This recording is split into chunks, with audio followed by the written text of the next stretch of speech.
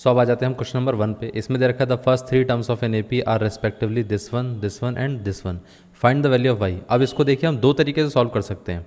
एक मेथड तो ये है कि अगर हम इन दोनों टर्म्स का कॉमन डिफरेंस निकालें, मतलब ये है कि अगर हम सेकेंड टर्म में से फर्स्ट टर्म को माइनस कर देते हैं तो एक कॉमन डिफरेंस आ जाएगा, तो ये कितना आ गया, डी आ गया। इसी तरीके से इन दोनों टर्म से भी हम कॉमन डिफरेंस निकाल सकते हैं, वो कितना रहेगा, 5y + 1 माइनस का 3y + 5 is equal to D.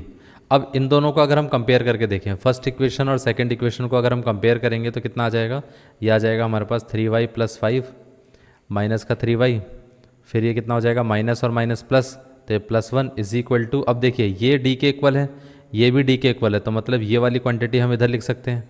तो ये आ जाएगा 5y + 1 minus of 3y then minus of 5। तो यहाँ से अगर हम देखें तो 3y - 3y कैंसिल आउट हो गया, 5 + 1 कितना हो गया, 6 हो गया, और ये कितना आ गया, 5y - 3y which is 2y, और ये 1 - 5 कितना रहेगा, ये आ जाएगा -4, -4 इस तरफ आएगा तो ये आ जाएगा 6 + 4 इज इक्वल टू 2y। तो यहाँ से हम ऐसा लिख सकते हैं 2y इज इक्वल टू 10, इसको दोनों को हम 2 से कैंसिल आउट कर देते हैं, तो इधर बचेगा 1, इधर बचेगा 5, तो यहाँ से आंसर हमारे पास कितना आ गया, 5 इज इक्वल टू 5, ये आ गया। एक मेथड तो ये है कि हम मेथड 1 की अगर बात करें, इस मेथड से हम सॉल्व कर सकते हैं, लेकिन इससे भी ज़्यादा छोटा मेथड है, एक डायरेक्ट मेथड है, उससे भी हम सॉल्व करके देख लेते हैं।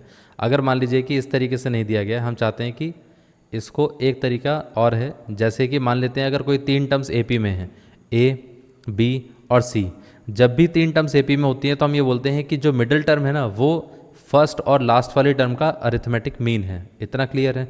तो हम ये बोल सकते हैं ना कि यहाँ पर भी अगर हम नोटिस करें तो मिडिल वाला टर्म कौन सा है, 3y + 5, तो मतलब 3y + 5 क्या हो गया, वो हो गया फर्स्ट वाला टर्म विच इज़ 3y - 1, और साथ में लास्ट वाला टर्म विच इज़ 5y + 1, इन दोनों का अरिथमेटिक मीन विच इज़, इन दोनों को अगर हम ऐड करके डिवाइडेड बाय 2 कर दें तो मिडिल वाला टर्म आ जाएगा। ये पार्ट क्लियर हो गया। अब देखिए यहाँ से अगर हम 2 से इसको क्रॉस मल्टीप्लाई कर देंगे तो 2 × 3y + 5 इज इक्वल टू कितना आ गया, 3y - 1 देन प्लस 5y + 1, और यहाँ से कितना आ जाएगा, -1 से +1 कैंसिल आउट हो जाएगा, ये बचेगा हमारे पास 8y and this one is 6y + 10। ये पार्ट क्लियर हो गया। अब 6y को हम इस तरफ ले जाते हैं तो ये आ जाएगा 10 is equal to 8y - 6y, तो यहाँ से हमारे पास ओवरऑल वैल्यू कितनी आ गई, 2y इज इक्वल टू 10। ये पार्ट क्लियर है। 2 इससे कैंसिल आउट हो जाएगा तो y की वैल्यू कितनी आ जाएगी, यहाँ पर हमारे पास 5 आ जाएगी। तो ये हमारे पास क्या है, ये है सेकंड मेथड। अगर आप चाहो तो इस मेथड से भी कर सकते हो, अगर आप चाहो तो जो प्रीवियस वाला मेथड है उससे भी कर सकते हो।